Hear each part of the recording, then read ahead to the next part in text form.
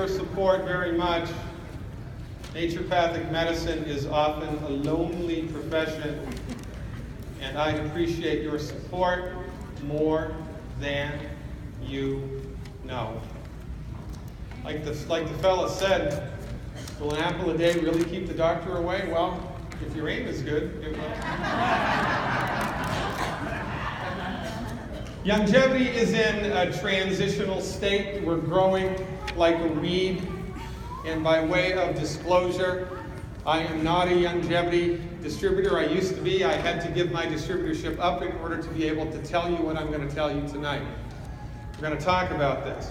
I don't make any money from Youngevity. I'm not paid from Youngevity. I'm not on Youngevity. I'm not a member of the corporate anything. I make zero money from Youngevity. And I will go to my grave as a cheerleader for Youngevity, because the work that Youngevity is doing, the work that Dr. Wallach started, in which all of you are helping to foster and move along, in my opinion, is one of the most important things that any human being can do. Humanity needs you more than you know. You are the last best hope that most people in your community have to live a long, healthy, and dare I say it out loud, wealthy life.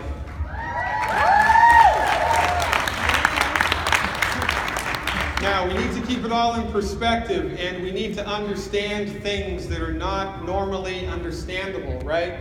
There's the stuff that we know, and there's the stuff that we don't know. And then there's the stuff that's so far outside of our reference range, man, I didn't even know that I didn't know that. But when it comes to the laws around vitamin speak, there's a lot that you didn't know you didn't know. And it's my intention tonight, this afternoon, to bring you up to speed with that so you can forward Youngevity health without any fear of legal retribution. I'm going to show you where the lines are, and of course it's up for you to stay inside of those lines. This is, I think, one of the most important lectures that I've ever given for Youngevity Nation, and I appreciate your being here very much. First things first, right? It's always good to start in the beginning. While the medical doctors have been in exclusive control over the delivery of medicine for the last 95 years, remember, we do not have a free medical market. While the medical doctors have been in exclusive charge of the delivery of medicine, cancer, there's no cure for cancer. We've spent nearly $1 trillion. That's $1 billion. And we're no closer to a cure for cancer inside of conventional medicine than we were when Richard Nixon instituted his war on cancer in the 1960s. Heart disease, obesity, autism, type 2 diabetes, arthritis, chronic diseases, you name it, they're not getting better, they're getting worse. And they're not getting worse because you have a bad gene, they're not getting worse because you have a voodoo curse. They're getting worse because the medical doctors are not trained in medicine. Bankruptcy in the United States, the leading cause? Medical bills. Medical bills are the leading cause of bankruptcy. Because what? What's the most expensive medicine? It's the one that doesn't work. 643,000 Americans declare bankruptcy every year because of medical bills. And it's not because, well, there is a little bit of,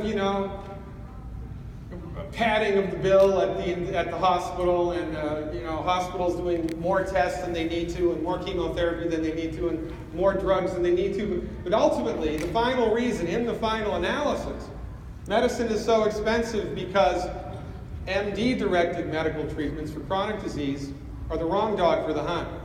This is U.S. healthcare spending as a percentage of gross national product from 1960 to 2010.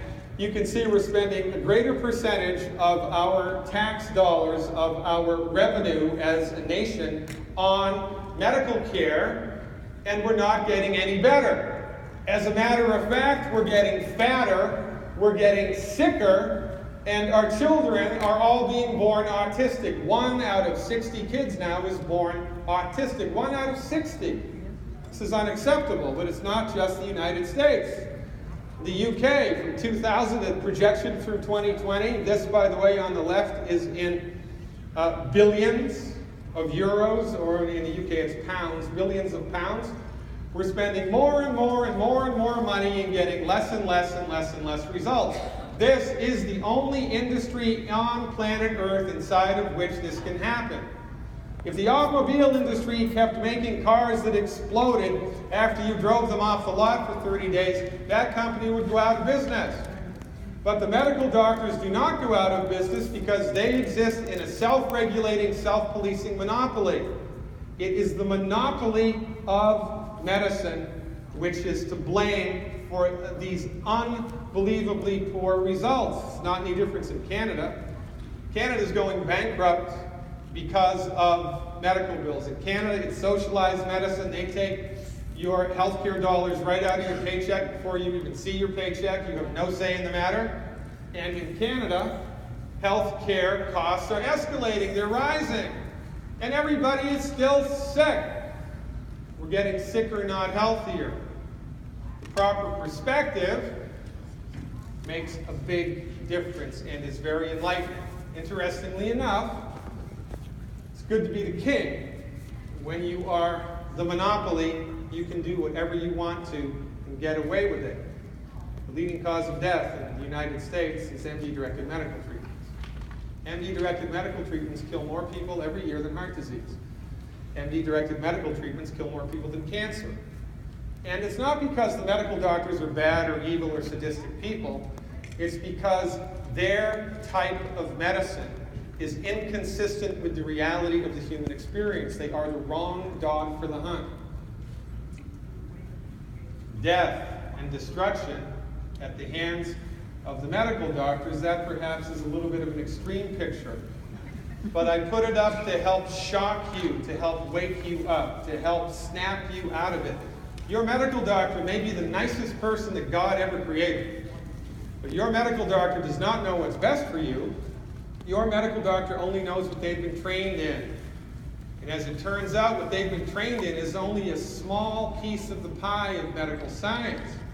The pharmaceutical industry and the medical monopoly for the last 100 years has convinced you that the only people that practice medicine are MDs and everybody else is a back-of-the-bus quack with unsafe, unproven, unscientific treatments, and it's nonsense. Interestingly enough, your medical doctor is not trained in medicine. Nobody is trained in medicine. Medicine is a vast domain. There are many different types of medicine, many different types of dogs, right? They're all good for different things. Your medical doctor isn't trained in medicine. They are trained in allopathic medicine. I'm trained, Dr. Wallach is trained in naturopathic medicine, right? We have many different types.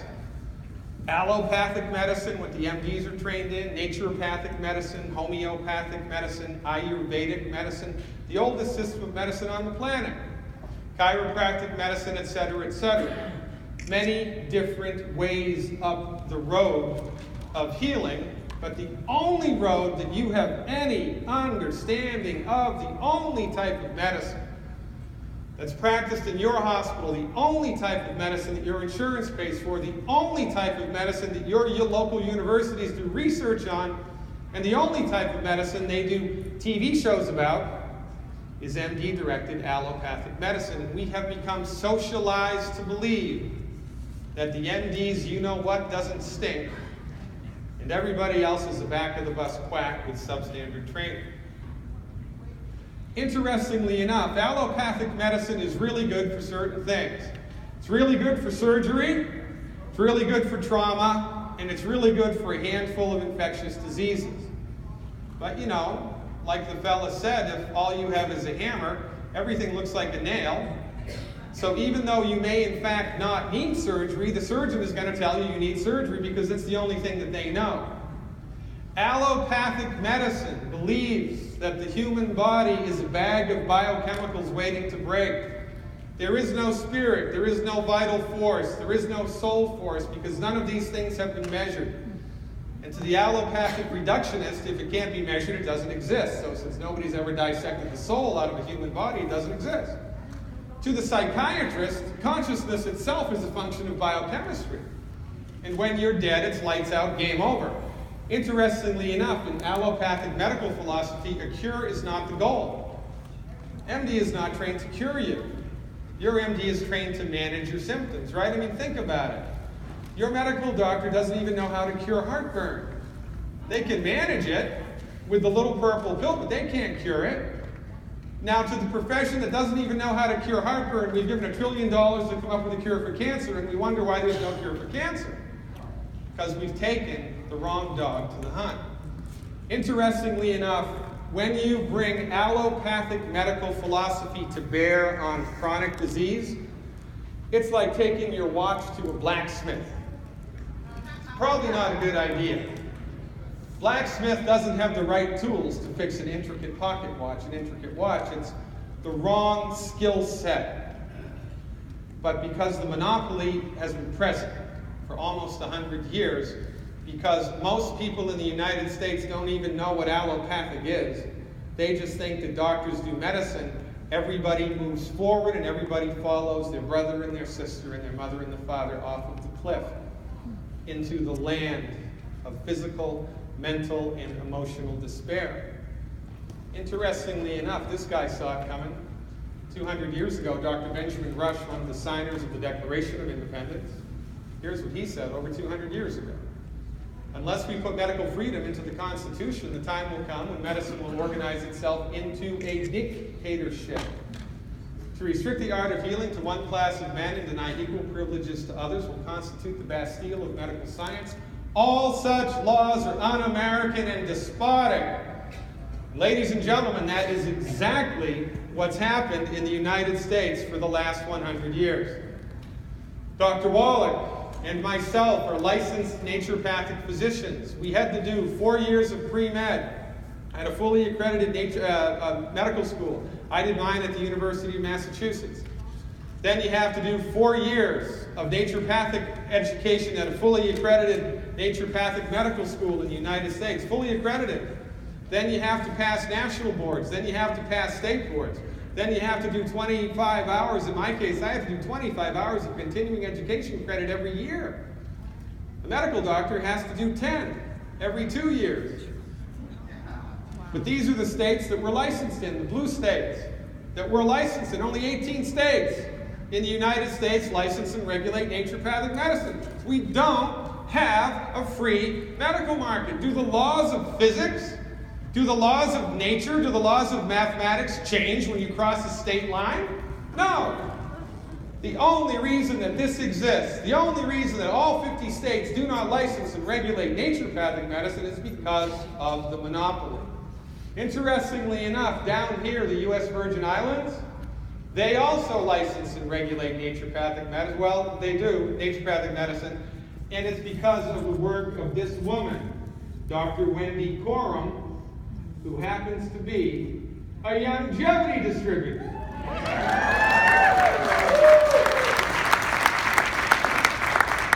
This is why I love this company so much, because it's filled with open-minded, good-hearted, socially proactive people. People who are willing to stand up and say, you know what, enough is enough. Here's a line in the sand, I'm drawing it, and it is this far and no further. I am tired of my brothers and sisters, nephews and nieces, and sons and daughters and parents dying. I'm tired of them suffering needlessly. Enough is enough. It's time we let somebody else into the game. Right? Many different types of holistic medicine, chiropractic, acupuncture. Acupuncture, right, is the most widespread medicine in China. Something like 1.5 billion people in China use acupuncture, but in the United States, the scientific community says, no, it's quackery, it's hokum. They use acupuncture in China as anesthesia for open heart surgery. Oh no, but we can't have that here in the good old US of A. Ayurvedic medicine, the oldest system of medicine on planet Earth. No, we can't have that nonsense practiced here. Homeopathy, you've got to be kidding me, it's just placebo. Herbalism? I don't think so. Why would we have people make their own medicine at home? Why would we have people make their own medicine at home? They wouldn't have to buy it at the pharmacy anymore. Essential oils, oh no, we can't have that as a medical therapy, and certainly don't even consider yoga. Even though yoga has been scientifically proven to lower blood pressure, reduce anxiety, and increase longevity. Let's not have any of that. We do not exist in a free medical market. It hasn't been there for over 95 years here in the United States. And you know, it's easy to understand one aspect of the monopoly money, right? It's easy to understand that. I think the easiest example of this is cancer.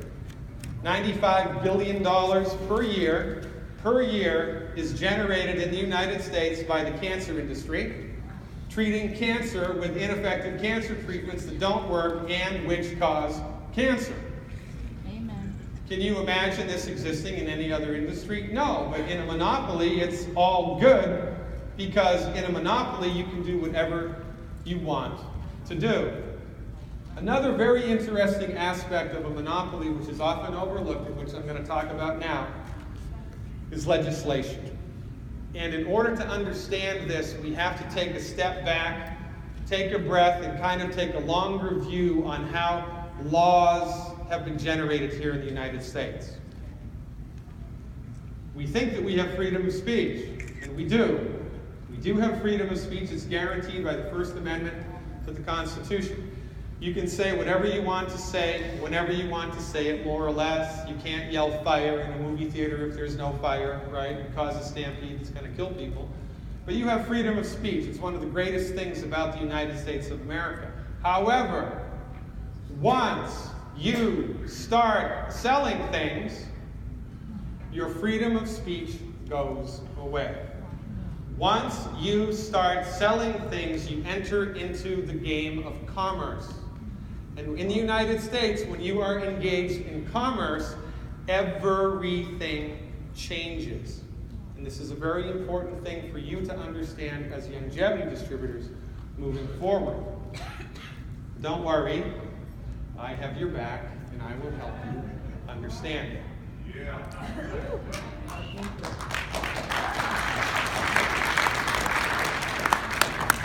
Now, one of the greatest things about the Constitution in the United States when it was developed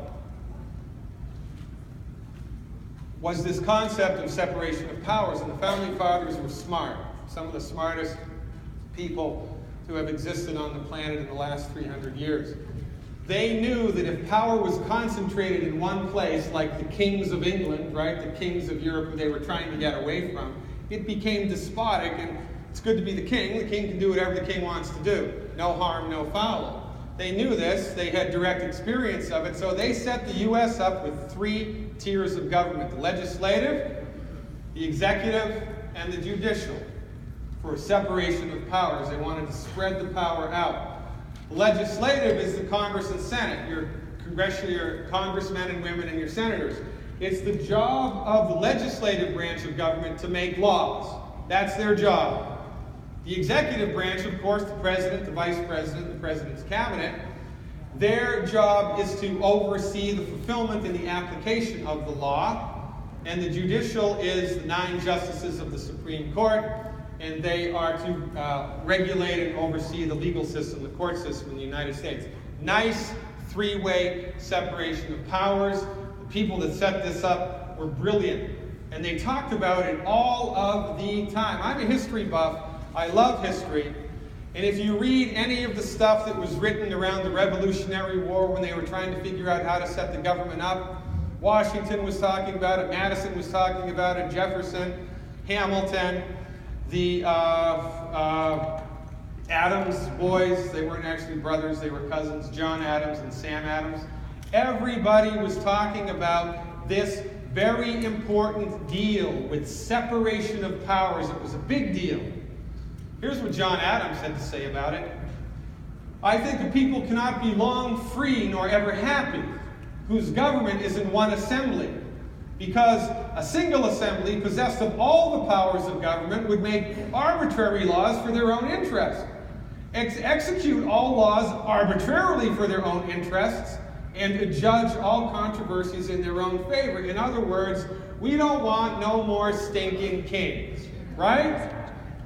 And by the way, don't you love these people, the way these people used to talk? Who talks like this anymore, right? I love history. But this was a big deal in the evolution of the legislative process in the United States, how the government was set up. Separation of powers was the very foundation on which the Constitution and everything moving forward was founded. Separation of powers was a very big deal. And from 1776 until 1935, we had separation of powers. Every time from 1976 to 1935 that one aspect of the government tried to get more control, right, an unequal amount of control, the Supreme Court slapped them down. Said, no, no, no, you can't do that. We need to have separation of powers. It is a fundamental thing to the stability of our government. But in 1935, this guy was elected. Franklin Delano Roosevelt. He brought in the New Deal, and this was right during the Great Depression, after the Great Depression in the United States. The New Deal was Roosevelt's baby. And in order for the New Deal to work, he wanted to put people to work and build roads and do all kinds of things and develop social programs, right? In order for this to work, in order for the New Deal to be a New Deal and to be a law, there had to be some shenanigans. And what Franklin Delano Roosevelt did for the first time in the history of this country, he forced the judicial. He forced the judicial to adopt the doctrine of delegation of powers. So, and this happened because of some interesting political shenanigans. Roosevelt was so impassioned about having the New Deal move forward, he threatened to generate a law which would have made the Supreme Court judges all have to retire after 70, and 5 of the Supreme Court judges were over 70 at that time. So if he passed that law, all of the judges would have been out of a job. So they acquiesced to his wishes to have delegation of power, and he did it. This was referred to as the switch in time that saved 9. It was a thing that happened between Roosevelt and the Supreme Court. They went back and forth. Finally, the Supreme Court capitulated in order to save their hides, save their jobs. And they said, okay, it's okay that we don't let the elected officials make law anymore. We're going to let the elected officials appoint people to make law. And that opened the floodgates to everything that exists today. Separation of powers went away after 1935 and Franklin Delano Roosevelt's New Deal. Now, in the United States, there are 440 governmental organizations which we have delegated power to. Federal Deposit Insurance Corporation, the Federal Aviation Administration, the Department of Education, the Central Intelligence Agency, Environmental Protection Agency, everybody's favorite, the IRS, the FDA, and the Federal Trade Commission, right? These people make their own laws, and none of them are elected. They're appointed by the people that we elect. If you have a problem with the IRS, you don't go to court, you go to tax court. And tax court isn't really a court. In tax court, the only thing that's going to be adjudicated is how much you're going to pay the IRS and how long you're going to go to jail for. That's it. And it's the same with everything else. All of these governmental organizations came into being once separation of powers went away and the courts agreed to let the legislative branch of government appoint people to make laws. This is a big, bad voodoo daddy. And it's been happening for so long that most people are completely unaware of it. This is important to Youngevity Nation because of these 2 institutions, the Food and Drug Administration and the Federal Trade Commission. And the following slides, I think, are some of the most important slides I've ever presented to anybody in Youngevity, so pay attention. According to the Food and Drug Administration, who makes their own rules, none of whom were elected, they were all appointed, the only thing that can treat a disease is a drug.